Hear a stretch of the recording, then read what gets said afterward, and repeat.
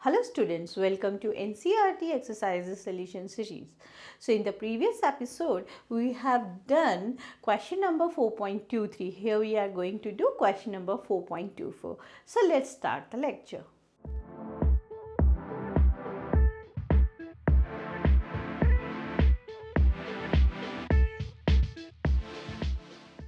So start करते हैं question 4.24. इस क्वेश्चन में बोला गया अ uniform magnetic field of 3000 Gauss established along the positive direction. ये मेरे को फिगर दिया हुआ है. इसमें along positive Z axis magnetic field setup है. पहले मैं उनका मैग्नीट्यूड एटलीस्ट कॉपी कर लेती हूँ जो मैंने फर्स्ट सेंटेंस पढ़ के लिखा. सो 3000 गॉस अगर मैं इसको टेस्ला में कन्वर्ट करूँगी तो इट विल बी 0.3 टेस्ला. क्योंकि क्या रिलेशन होता है गॉस एंड टेस्ला में? 1 gauss is equals to 10⁻⁻4 tesla. तो अगर गॉस को मुझे 3000 गॉस को टेस्ला में कन्वर्ट करना है तो I have to multiply this by 10⁻⁻4. Okay, तो ये हो गया मेरा. और ये इसका direction positive x Z axis के अलॉन्ग है, तो वो मैं बाद में लेती हूँ. और रेक्टेंगुलर लूप, ये हमारा मैग्नेटिक फील्ड में एक रेक्टेंगुलर लूप है. रेक्टेंगुलर लूप कहाँ रखा हुआ है? वाईजेड प्लेन में है. ओके, इसका साइड दिया है तो मैं ज़रा इसका एरिया कैलकुलेट कर लेती हूँ. इसका एरिया क्या हो जाएगा मेरा? 50 into 10⁻⁻4 meter square. Length into breadth कर लिया मैंने. 10 इंटू 5 और सेंटीमीटर स्क्वायर था तो मीटर स्क्वायर में कन्वर्ट करने के लिए मैंने 10⁻⁻4 यूज़ किया. करंट जो है वो 12 एम्पियर है. ओके, सो ये मैंने सिर्फ मैग्नीट्यूड्स लिखे हैं इनके. हमें बोला क्या है अब इस क्वेश्चन में? यहाँ तक पढ़ के जो जो मुझे समझ में आया कि एक लूप है, रेक्टेंगुलर लूप है, उसके डायमेंशंस दिए हैं हमें एरिया के, मतलब लेंथ ब्रेथ का डायमेंशन दिया, उससे मैंने एरिया कैलकुलेट कर लिया, मैग्नेटिक फील्ड मैंने कैलकुलेट कर लिया ऐसा सिस्टम में, और करंट की वैल्यू लिख दी. ठीक है, ओके. अब बोला क्या है, ध्यान से देखिए क्या क्या इसमें बोला है कैलकुलेट करने के लिए. Torque on the loop in different cases, मतलब ये फर्स्ट केस है. Torque on the loop in this case, this is the A. ठीक है ना, first case. And what is the force? इस केस में समझ लीजिए हमें टॉर्क निकालना है लूप पर और क्या कैलकुलेट करना है? फोर्स कैलकुलेट करना है और बताना है कि ये स्टेबल इक्विलिब्रियम में है या नहीं है. तो ये तीनों चीज़ें हमें इस फिगर में निकालनी है और ऐसे ही इसके वेरियस सब पार्ट्स हैं तो उन सब में ही हमें ऐसे ही करना है. तो देखिए कैसे कर सकते हैं. तो टॉर्क क्या होता है? टॉर्क जो होता है मेरा वो बेसिकली होता है M क्रॉस B. टॉर्क को मैं कैसे डिफाइन करती हूँ? M cross B. यानी मुझे क्या पता होना चाहिए? M मालूम होना चाहिए. What is M? M is magnetic movement. तो जो M होता है वो होता है IA. तो जरा इसका मैग्नीट्यूड देख लेती हूँ. 50 इंटू 10⁻⁻4 इंटू 12, तो ये क्या हो जाएगा? 600 इंटू 10⁻⁻2 यानी 0.06 एम्पियर मीटर स्क्वायर. ये मैग्नीट्यूड आ गया. ओके, लेकिन मुझे यहाँ पे जो पुट करना है M क्रॉस B, वो डायरेक्शन के साथ पुट करना है. तो अब मैं देखूंगी कि मेरा जो मैग्नेटिक मोमेंट है वो किस डायरेक्शन में होगा और मेरा मैग्नेटिक फील्ड किस डायरेक्शन में. तो बहुत सिंपल है. मैग्नेटिक फील्ड जो है वो मेरा, ये तो मैंने सिर्फ मैग्नीट्यूड लिया था, राइट. अब मैं मैग्नीट्यूड डायरेक्शन क्या है उसका हमें गिवन है, पॉजिटिव जेड डायरेक्शन. तो क्या हो जाएगा? 0.3 के कैप बोल सकती हूँ मैं इसको. ठीक है, के एक्सिस के अलॉन्ग यूनिट वेक्टर क्या है? सॉरी, जेड एक्सिस के अलॉन्ग यूनिट वेक्टर अगर के है तो मैं ये बोल सकती हूँ. तो ये मैंने इसको डायरेक्शन के साथ दे दिया टेस्ला. ओके, अब मैग्नेटिक मोमेंट का डायरेक्शन की बारी आती है। तो देखिए मैग्नेटिक मोमेंट का डायरेक्शन क्या होता है। मैग्नेटिक मोमेंट का जो डायरेक्शन होता है that is normal to the area vector. जो भी एरिया वेक्टर का जो नॉर्मल है उसका डायरेक्शन ही मैग्नेटिक मोमेंट का डायरेक्शन होता है। तो अभी बात आती है कि एरिया वेक्टर का नॉर्मल क्या है। तो देखिए फर्स्ट ऑफ ऑल कि हम ये देखेंगे कि जो हमारा जो लूप है वो YZ प्लेन में है। तो जो नॉर्मल वेक्टर होगा वो डेफिनेटली हमारा क्या होगा, अलोंग Z एक्स एक्सिस होगा। अब वो पॉजिटिव एक्स एक्सिस होगा या नेगेटिव एक्स एक्सिस होगा ये हमें कैसे पता चलेगा। हमारा ये जो लूप है दैट इज YZ प्लेन में है, YZ प्लेन में है तो हमारा डेफिनेटली जो इसका नॉर्मल होगा लूप का वो क्या होगा, मैंने क्या बोला मैं रिपीट कर रही हूँ, that is along x axis. अब पॉजिटिव एक्स एक्सिस या नेगेटिव एक्स एक्सिस वो कैसे पता चलेगा, तो वो हम डिपेंड करता है हमारा करंट की क्या डायरेक्शन है। तो देखिए करंट की जो डायरेक्शन है, एक ईजीएस्ट वे इसके लिए बता रही हूँ मैं। अगर हम करंट की डायरेक्शन में अपने फिंगर्स को रखते हैं इधर से या इधर से, अगर फिंगर्स हमारी इनसाइड द लूप आ रही हैं, ठीक है, जैसे या फिर ये समझ लीजिए करंट हमारा कैसा है, इसमें कौन सा है, एंटी क्लॉकवाइज डायरेक्शन। बस आप ये ही याद रख लीजिए, अगर हमारा जो है ये हमारा क्या है, फिंगर्स इनसाइड आ रही हैं, ठीक है, फिंगर्स इनसाइड आ रही हैं, इसमें फिंगर हमारी इनसाइड द लूप आ रही हैं, तो जो नॉर्मल वेक्टर होगा वो क्या होगा, इसके अवे होगा। तो नॉर्मल वेक्टर इसके अपवर्ड डायरेक्शन में होगा, ठीक है, तो यहाँ होगा नॉर्मल वेक्टर और इसके अपवर्ड डायरेक्शन में क्या है हमारा एक्स। तो हमारा जो मैग्नेटिक मोमेंट का जो डायरेक्शन होगा वो क्या होगा, मेरा पॉजिटिव एक्स एक्सिस के अलोंग होगा। या फिर इतना याद रख सकते हैं, अगर ये YZ प्लेन में है, ठीक है, और अगर एंटी क्लॉकवाइज ही है ना, एंटी क्लॉकवाइज अगर करंट है हमारा, ठीक है, अगर हमारा एंटी क्लॉकवाइज डायरेक्शन में हमारा करंट है तो जो हमारा इसमें जो नॉर्मल वेक्टर होगा वो हमारा पॉजिटिव एक्स एक्सिस के अलोंग होगा, ठीक है। और अगर क्लॉकवाइज में अगर करंट मूव होता, ठीक है, क्लॉकवाइज में करंट मूव होता, जैसे कि अगर क्लॉकवाइज में होता तो हमारा हैंड अवे होता, तो इन दैट केस क्या होता, नॉर्मल वेक्टर जो है वो हम क्या लेते, टुवर्ड्स नेगेटिव एक्स एक्सिस लेते। ओके, तो ये हमारा यहाँ पर क्या हो गया, हमारा normal vector is positive X axis. तो पॉजिटिव एक्स एक्सिस मतलब ये, तो नॉर्मल वेक्टर की हमारी ये हो गई डायरेक्शन, और यहाँ पे कौन सा वेक्टर है इसके परपेंडिकुलर, एक्स एक्सिस, ठीक है, तो ये हो गया मेरा।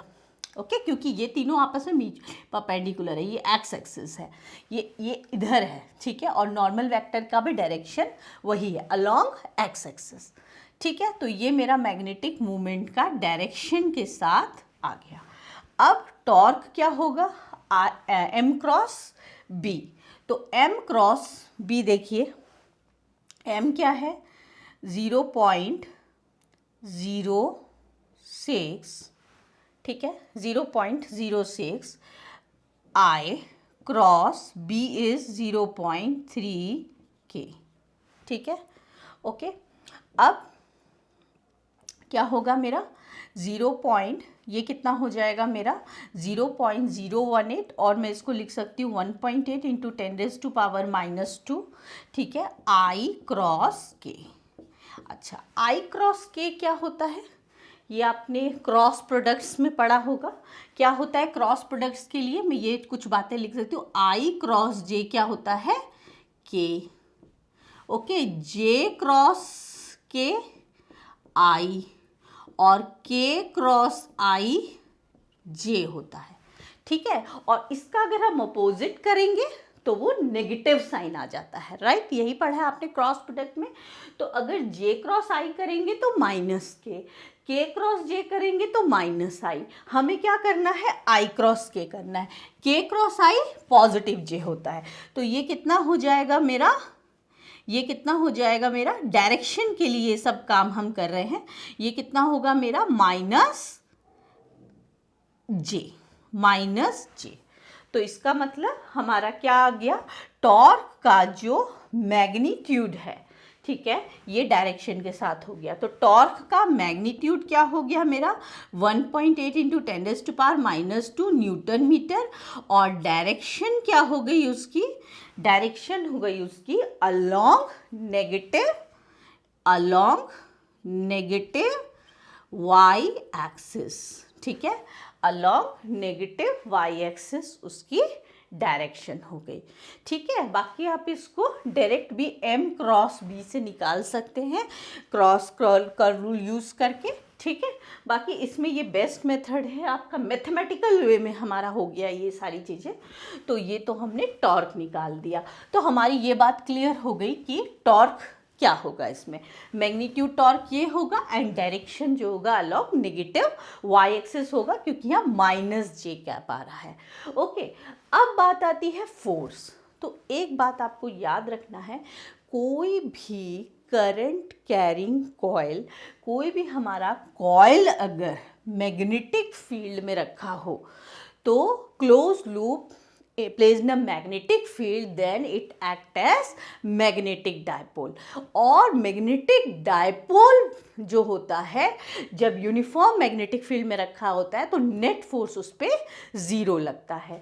तो हम ये बोल सकते हैं यहाँ पे कि करंट लूप जो होगा, current loop act as magnetic current और anti current loop act as magnetic dipole, ठीक है। करंट लूप जो है act as magnetic dipole, and when magnetic dipole placed in magnetic field, ठीक है, uniform magnetic field, then force जो होता है नेट फोर्स उस पर 0 होता है। तो नेट फोर्स जो होगा इस केस में 0 होगा, because current loop act as magnetic dipole. अब बात आती है स्टेबल इक्विलिब्रियम होगा या नहीं होगा। इक्विलिब्रियम का कंडीशन है जब हमारा m और b इधर सेम डायरेक्शन में हो, पैरेलल हो या एंटी पैरेलल हो।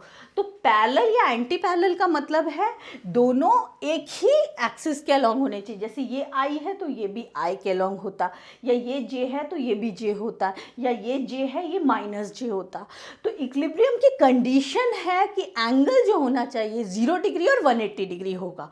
तो इसमें तो ना 0 है ना 180 डिग्री है, क्योंकि ये I और ये अगर I होता तो 0 डिग्री होता, ये I है और ये -I है तो वो 180 डिग्री होता।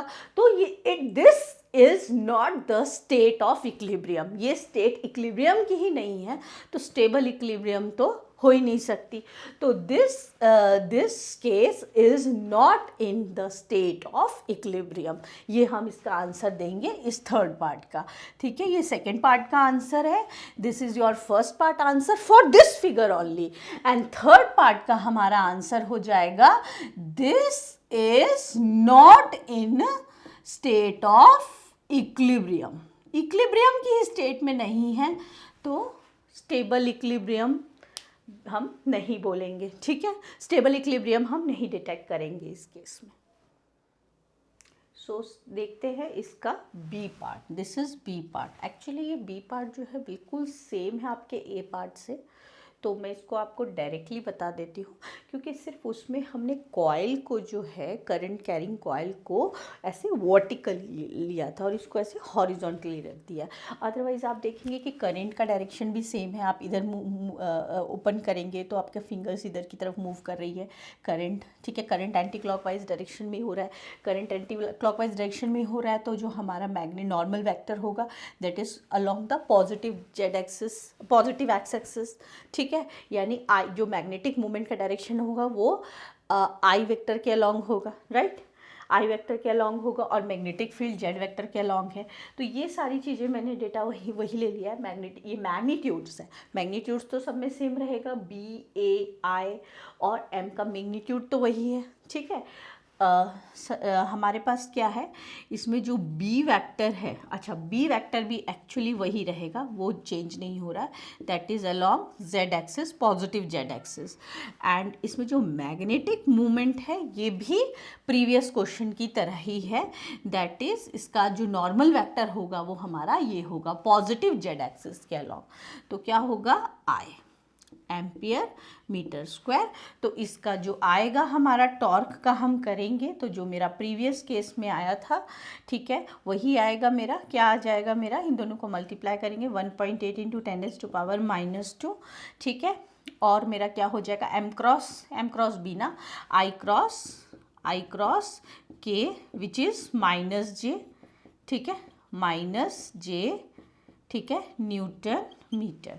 टॉर्क की यूनिट होती है न्यूटन मीटर। सो मैग्नीट्यूड हम लिख लेंगे, कितना हो गया मैग्नीट्यूड इसका, 1.8 इंटू 10⁻⁻² न्यूटन मीटर। और डायरेक्शन क्या हो गया, -j क्या शो कर रहा है, नेगेटिव वाई एक्सिस, ठीक है, नेगेटिव वाई एक्सिस। तो ये हो गया मैग्नीट्यूड डायरेक्शन। अगेन फोर्स, तो फोर्स के लिए हम क्या बोलेंगे, फोर्स करंट कैरिंग लूप, ठीक है, करंट कैरिंग कॉइल, ठीक है, या coil which carry current carrying coil act as magnetic dipole, ठीक है, same reason, magnetic dipole. And force on a magnetic dipole when placed in a uniform magnetic field is 0। Force on a magnetic dipole when placed in a uniform magnetic field is 0, जो उसमें sentence लिखा था, ठीक है। तो coil carrying current हमारा क्या है, ऐसे लिखेंगे, coil carrying current act as magnetic dipole and we know that force on a magnetic dipole when place in a magnetic field is 0, तो फोर्स 0 हो गया। अगेन थीटा इज नॉट इधर 0 degree और 180 डिग्री, तो it is not the state of equilibrium. तो third part का answer हो गया, it is not the state of equilibrium. So start करते हैं इसका सी पार्ट। सी पार्ट में जो लूप दिया हुआ है हमारा, जो कॉइल है that carry current that is in X Z plane, ठीक है, एक्जेक्ट प्लेन। तो मैग्नेटिक ये जो फील्ड है इस, ये तो हमारा वहीं पे ही है, पॉजिटिव जेड एक्सिस पे ही है, ठीक है। अच्छा, मैग्नेटिक मूवमेंट का क्या डायरेक्शन होगा, तो आइए निकालते हैं मैग्नेटिक मूवमेंट का डायरेक्शन। देखिए मैग्नेटिक मूवमेंट का डायरेक्शन जो है, क्योंकि लूप हमारा जो है, कॉइल जो हमारा एक्सेट प्लेन में है, तो जो नॉर्मल वेक्टर होगा वो हमारा वाई एक्सिस होगा। ये क्लियर है, एक्सेट प्लेन में है तो नॉर्मल वेक्टर जो होगा वो वाई अलोंग वाई एक्सिस होगा। अब वो पॉजिटिव वाई एक्सिस होगा या नेगेटिव वाई एक्सिस होगा, वो हम कैसे कैलकुलेट करेंगे, करंट के डायरेक्शन पे। तो देखिए हम ऐसे करेंगे, करंट की डायरेक्शन पे अगर हम इस तरह से रखेंगे थंब को, तो हम ये देखेंगे कि जो हमारी फिंगर्स है लूप से अवे हो रही हैं, हर कंडीशन में लूप के अंदर नहीं आ रही हमारी फिगर। तो इसका मतलब जो नॉर्मल वेक्टर है वो इनसाइड है, इधर इस साइड नहीं है, मतलब that is not along the positive Y axis, that is along the negative Y axis, okay, that is along the negative Y axis. तो हम जो मैग्नेटिक मूवमेंट का क्या हो गया हमारा डायरेक्शन 0.06, ठीक है, -j कैप, ओके। तो ये मेरा क्या हो गया, this is the direction of magnetic movement. कैसे पता चला ना आपको, ठीक है। तो ये हमारा क्या है, अवे है, तो अवे है तो मतलब ये डिसाइड करता है, एक्सेट प्लेन में है, एक्सेट प्लेन में है तो normal vector will be Y plane. अब वो पॉजिटिव वाई होगा नेगेटिव वाई होगा, वो मैंने कैसे डिटेक्ट किया मैंने आपको बता दिया, ठीक है। अच्छा, okay, so basically normal vector का डायरेक्शन ही हमारा मैग्नेटिक मूवमेंट का डायरेक्शन होता है।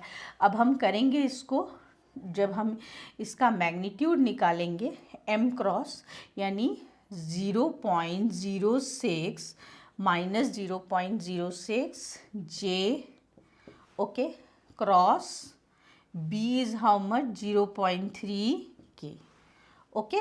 सो ये क्या हो जाएगा मेरा, this will be -1.8 into 10⁻⁻2 J cross K. ये जो नेगेटिव है मैंने साथ में आगे ले लिया, तो क्या हो गया मेरा जे क्रॉस के क्या होता है, आई होता है, ठीक है। 1.8 इंटू 10⁻⁻2 ये मेरा आई हो जाएगा, लेकिन हमारा नेगेटिव आई हो गया ये, क्योंकि माइनस साइन भी, और अदरवाइज इसको माइनस जे ले लीजिए, ठीक है। तो ये मेरा नेगेटिव आई हो गया। तो जो टॉर्क का मैग्नीट्यूड ये हो जाएगा, और डायरेक्शन क्या हो जाएगा इसका, along negative x axis. Torque का डायरेक्शन हो गया हमारा along negative x axis. Okay, अब हमें बताना है फोर्स। तो सेम रीज़न, ये क्या है, coil carrying current act as magnetic dipole, and इसलिए नेट फोर्स इस पे ज़ीरो होगा। डायपोल जब यूनिफॉर्म मैग्नेटिक फील्ड में रखते हैं तो उस पर फोर्स ज़ीरो होता है, तो नेट फोल्ड मैग्नेटिक डायपोल का नेट फोर्स ज़ीरो लगता है यूनिफॉर्म मैग्नेटिक फील्ड में। और इक्विलिब्रियम, तो it is not in the state of equilibrium, क्योंकि हम देख रहे हैं कि एम और बी जो है वो ना तो पैरेलल है और ना ही एंटी पैरेलल है। सो देखिए इसका डी पार्ट देखते हैं। सारी इन्फॉर्मेशन जो है ये कॉमन इन्फॉर्मेशन इसके लिए भी यही है। इसमें जो हमारा लूप है वो लूप हमारा जो है वाई एक्सिस के साथ जो कॉइल है वो 30 डिग्री का एंगल बना रहा है। इसमें हमारा वो ऐसा नहीं है कि वो एक्स जेड प्लेन में है या वाई जेड प्लेन में है, इस तरह से नहीं है। अच्छा, तो पहले हम ये देख लेते हैं मैग्नेटिक मोमेंट की डायरेक्शन क्या होगी। तो इसका नॉर्मल वेक्टर जो होगा वो क्या होगा। अच्छा, मैग्नीट्यूड ऑफ टॉर्क अगर हम कैलकुलेट करेंगे तो वो मेरा क्या होगा, एम बी होगा मैग्नीट्यूड ऑफ टॉर्क, और magnitude of torque will be 0.06 into 0.3 which will be equals to how much, 1.8 into 10⁻⁻2 newton meter. अब बात आती है कि टॉर्क जो है वो उसका डायरेक्शन जो है कहाँ पर है। तो यहाँ टॉर्क का particular direction X axis, Y axis या जेड एक्सिस इस तरह से नहीं होगा, जैसा कि या फिर positive X axis, positive Y axis, positive Z axis जो भी है, जैसा हमने प्रीवियस केसेस में निकाला है। तो मैग्नीट्यूड हमने ले लिया ये। अब डायरेक्शन देखते हैं टॉर्क का क्या होगा, किसके साथ कितना एंगल क्या बनाएगा वो देखते हैं। तो देखिए, क्योंकि करंट हमारा एंटी क्लॉकवाइज डायरेक्शन में मूव हो रहा है, एंड तो हमारा जो मैग्नेटिक नॉर्मल वेक्टर होगा, नॉर्मल वेक्टर वो क्या होगा, करंट हमारा क्या है एंटी क्लॉकवाइज डायरेक्शन में, तो नॉर्मल वेक्टर टुवर्ड्स अस होगा, नहीं तो वो पीछे की तरफ होता। तो इसमें नॉर्मल वेक्टर क्या होगा हमारा, इधर होगा। तो ये मैंने सपोज कीजिए ये मैंने नॉर्मल वेक्टर ड्रॉ किया, तो ये मेरा क्या हो जाएगा, this is the magnetic movement का वेक्टर हो गया। अच्छा, इफ़ दिस इज़, अब ये टोटल 90 डिग्री है, so if this is 30 then this will be 60 degree. Okay, and again this is 90, क्योंकि ये नॉर्मल वेक्टर है तो ये हमारा क्या हो जाएगा, this will B 30 degree. Okay, अब मैं इसके अलोंग अगर एक लाइन पैरेलल लाइन ड्रॉ करूँगी तो ये 30 डिग्री है, so this again will be your 30 degree. So ये जो है ये क्योंकि डायरेक्शन है मैग्नेटिक मोमेंट की, तो ये भी डायरेक्शन किसकी हो गई, मैग्नेटिक मोमेंट की। अब मैं ये कर्ल रूल यूज़ करके, क्रॉस रूल यूज़ करके, क्रॉस प्रोडक्ट का रूल यूज़ करके एम क्रॉस बी करके टॉर्क की डायरेक्शन निकालूंगी। तो देखिए मैं ये राइट हैंड रूल यूज़ करूँगी। एम जो है मेरा वो किस डायरेक्शन में है, इस डायरेक्शन में है एम, और क्रॉस बी, बी किस डायरेक्शन में है, जेड डायरेक्शन में। तो thumb will gives you the direction of here torque. तो यहाँ हम मुझे इस तरीके से निकालना पड़ेगा, कैसे, जो मैग्नेटिक मूवमेंट का डायरेक्शन है, और मैग्नेटिक मूवमेंट के डायरेक्शन पे अपना पाम रखिए और उसको किस तरफ आपको रोटेट करना है, टुवर्ड्स द मैग्नेटिक फील्ड। सो जो थंब होगा आपको, that will gives you the direction of torque. Okay, thumb will give you the direction of torque. अब देखते हैं, हमें पता है मैग्नेटिक मूवमेंट एंड टॉर्क, इसके बीच में ऑलवेज एंगल कितना होता है, 90 डिग्री होता है। ठीक है, तो अब हम देखते हैं जो हमारा जो टॉर्क जो है उसका डायरेक्शन क्या होगा। तो हम ये देख रहे हैं टॉर्क का डायरेक्शन जो है, टॉर्क अगर हम इधर से ऐसे देखें तो टॉर्क जो है वो एंटी क्लॉकवाइज डायरेक्शन में एक्स एक्सिस के साथ कितना एंगल बना रहा है, देखिए जरा, 90 प्लस 30।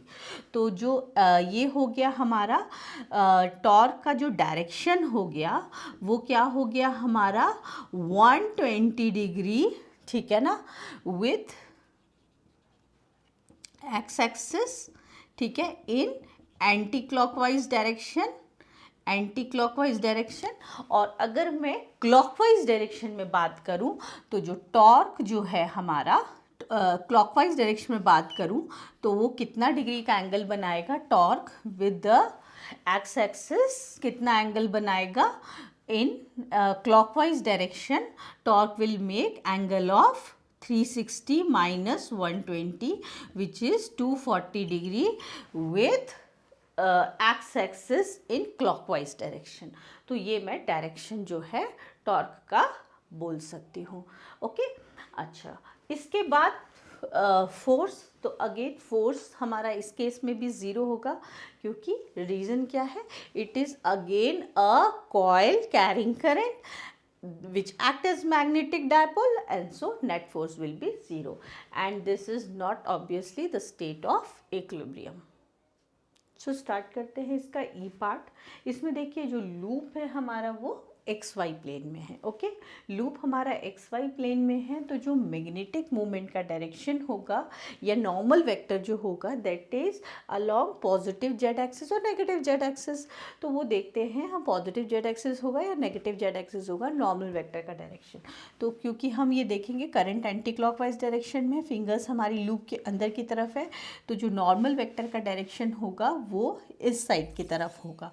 ओके, तो नॉर्मल वेक्टर जो होगा ऐसे होगा हमारा, और जो जेड एक्सिस है मतलब जेड एक्सिस के पैरेलल होगा, जेड एक्सिस के एंटी पैरेलल नहीं होगा, यानी पॉजिटिव जेड एक्सिस की तरफ होगा हमारा यहाँ पर। ठीक है, क्योंकि ये जो डायरेक्शन है ये हमारा पॉजिटिव जेड एक्सिस है, और नॉर्मल वेक्टर भी हमारा इस डायरेक्शन में होगा।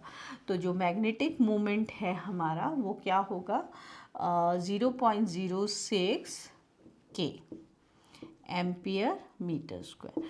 अब आप देख सकते हैं टॉर्क जो होगा मेरा m क्रॉस b निकालूंगी, ठीक है, m क्रॉस b जब निकालूंगी 0.06 के इंटू 0.03 के क्रॉस के क्या होता है मेरा, k क्रॉस k इज़ 0, ठीक है, k cross k is 0, i cross i is 0, j cross j is 0।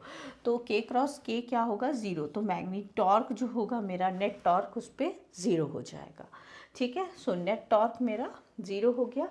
अब मुझे बताना है कि फोर्स क्या होगा। तो नेट फोर्स तो 0 होगा ही, क्योंकि ये जो है current carrying loop that act as magnetic dipole, and हम जानते हैं कि मैग्नेटिक डायपोल जो होता है जब यूनिफॉर्म मैग्नेटिक फील्ड पे रखा रहता है तो नेट फोर्स उस पर 0 होता है।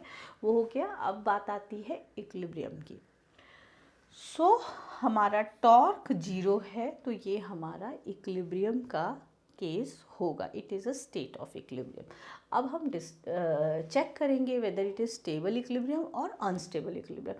तो हम लूप को थोड़ा सा उस पोजीशन से, इक्विलिब्रियम के पोजीशन से डिस्टर्ब करेंगे, थोड़ा सा हिलाएंगे। अगर वो अपने वापस ओरिजिनल पोजीशन पे चला जाता है तो वो हमारा स्टेबल इक्विलिब्रियम होगा। तो इस कंडीशन में हम क्या करेंगे, if we disturb the loop then जो लूप होगा अपने ओरिजिनल पोजीशन पे चला गया, तो इसलिए हम बोलेंगे ये हमारी स्टेबल इक्विलिब्रियम की कंडीशन है। और अदरवाइज़ आप याद रख लीजिए थीटा जो है अगर 0 डिग्री है, यानी m और b जो है वो पैरेलल डायरेक्शन में है, then it is a state of stable equilibrium. ऐसे करके भी आप मेमोराइज कर सकते हैं। सो स्टार्ट करते हैं। देखिए इसका F part is very similar to E part, लेकिन इसमें सिर्फ हमारा शायद करंट का डायरेक्शन अपोजिट है। जो लूप है हमारा एक्स वाई प्लेन में है, तो हमारा जो नॉर्मल वेक्टर होगा वो हमारा क्या होगा, जेड प्लेन में होगा, जेड एक्सिस के पैरेलल होगा। जेड एक्सिस या पॉजिटिव जेड एक्सिस वो डिपेंड करेगा कि हमारा करंट कैसे फ्लो हो रहा है। तो देखिए करंट जो है वो हमारा फिंगर्स बाहर जा रही हैं, ठीक है। अगर हम थंब की डायरेक्शन में अगर करंट को अगर होल्ड करते हैं, इधर से भी देखिए फिंगर लूप से बाहर जा रही है, इसका मतलब नॉर्मल वेक्टर ये नहीं होगा, नॉर्मल वेक्टर पीछे की तरफ होगा। यानी नॉर्मल वेक्टर का जो डायरेक्शन होगा वो क्या होगा, नेगेटिव जेड एक्सिस की तरफ होगा, ठीक है। तो मैग्नेटिक मोमेंट जो हो गया मेरा 0.06 नेगेटिव जेड एक्सिस के अलोंग हो गया, एम्पियर मीटर स्क्वायर।